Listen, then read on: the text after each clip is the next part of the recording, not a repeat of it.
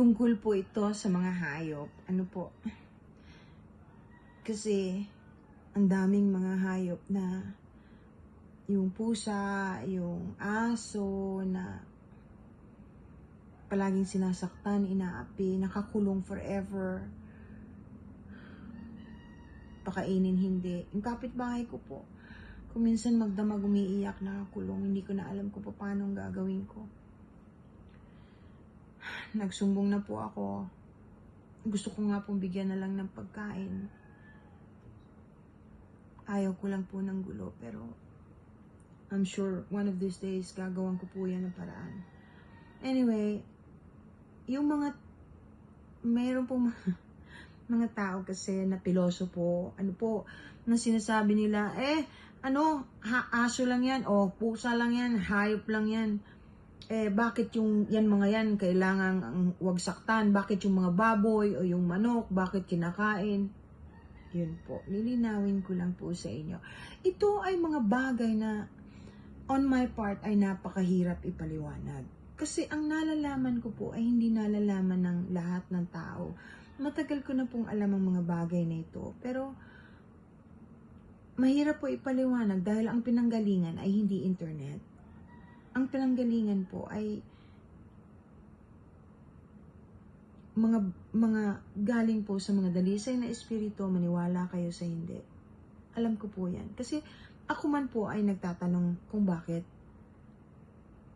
Meron po kasing domesticated animals at meron pong katulad ng mga baboy. Unless you want to domesticate them or you want to make a pet out of them. Ang ibig ko pong sabihin, ibinigay po, pinagkaloob po ang baboy o baka, yung may mga bagay pong para talaga kainin ng mga tao. Pero ang aso, ang pusa, hindi po. Hindi po sila binigay sa atin ni Ama o ng langit para kainin, saktan, apihin, pabayaan, at gawing laruan. Ang mga aso, ang mga pusa, ay napaka-dalisay. Kung magmahal, buong puso. Kahit gaano kakabaho, kahit gaano kakapangit, kahit mura-murahin mo, pag tinawag mo, kahit nanginginig sa takot, lalapit pa rin sa'yo. Ganun sila magmahal. Ganun kapuro ang puso nila.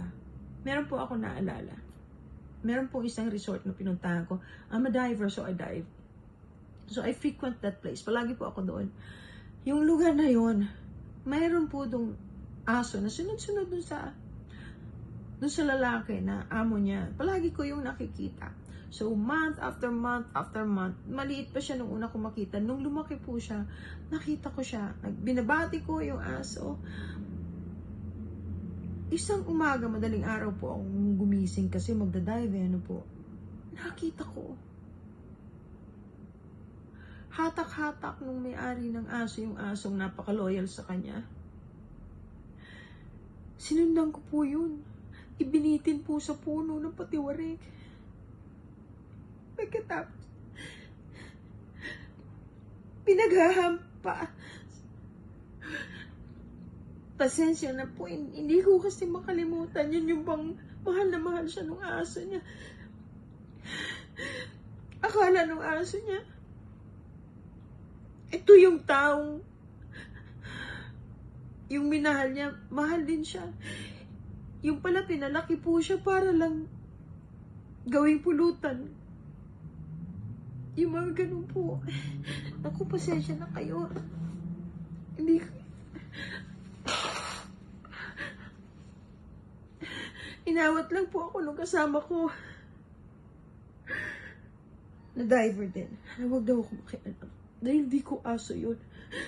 Pero, gaano kasakit yun para sa isang asong nakatingin sa kanya na tinatanong siya, bakit mo ako sinasaktan? Anong nagawa kong kasalanan sa iyo? Yung ganun po ba? Sorry po. Magmula nung din ako nagbalik doon sa resort na yun. dive resort po yun, yung mga nandun. Ang mga hayop, aso tsaka pusa po, binigay sa atin.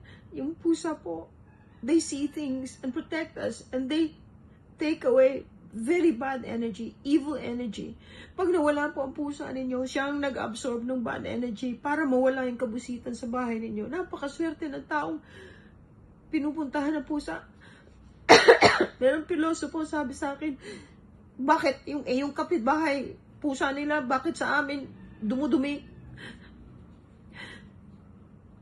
Bakit ninanakaw yung ulam? Siguro po nagugutom.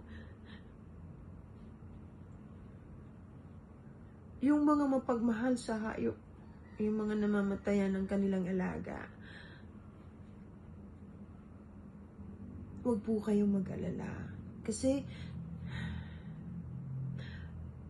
ang mga hayop, aso man o pusa, pag namatay, alam niyo, meron ding sumusundo sa kanila. May kaluluwa po sila eh. May uri ng kaluluwa ang mga hayop na tulad ng pusa at aso, pets, na iba, hindi katulad ng sa tao, pero may kaluluwa po sila. Hindi sila ibibigay ng Diyos o ni Ama o ng langit sa atin para pabayaan sila pag sila'y namatay. Meron ding sumasalubong. Tapos, pag mahal na mahal at grabe yung bonding nila sa kanilang master o sa atin, katulad ko, hindi po yan basta-basta umaalis.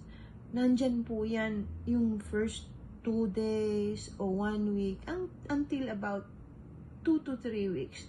Andyan, may transition yan. Hirap na hirap din silang iwanan ka. Hindi nila maintindihan bakit. Tapos na yung pagsasama ninyo. Pero meron po yung pinupuntahan. Ang pagmamahal at relasyon ng tao sa hayop, pag talagang nagmahalan, ay mas pure pa sa pagmamahal ng asawa sa kapwa o ng mag-asawa. Kasi, alam niyo ba, ang mga aso at pusa, they're very pure. Kaya yung pupuntahan po nila, yung sinasabing Rainbow Bridge, totoo po yun. Meron po silang sariling lugar. Kasi walang impyerno, walang napupunta sa impyernong mga hayop. Kasi nga kung magmahal sila, buong puso kaluluwa nila, kahit anong gawin ninyo, kahit sandali lang kayo umalis, pag bumalik, sobrang tuwa. Nakita naman ninyo kung gaano sila kasaya. Dahil kayo ang buhay nila. Walang iba. Pasensya na kayo. Ang dami. Emotional po ako talaga pagdating dyan kasi hindi sila nakakapagsalita. Tapos ang daming taong salpahe. Hindi na nga pinapakain, sinasaktan pa. O kaya hindi naman sila inaano ng mga hayop. Babatuhin, bubuhusan ng mainit na tubig. Ang laki po ng parusa niyan sa inyo kung alam niyo lang. Hindi nakakapagsalita ang mga hayop. Pero kung magmahal, higit pa sa tao, hindi sila mapag-imbot. Wala silang masamang intensyon. Buong puso, buong buhay nila para sa inyo. Alam po yan sa taas. Kaya sila binigay sa atin. Kaya pagka pinabayaan ninyo sila, sinaktan, inapi, kinain, may bayad po yan. Bubuisit kayo. Sorry ho, pasensya na kayo. Mahal ko po kayo lahat. Yung mga nagre-request ng dasal, pinagdadasal ko po. I love you po.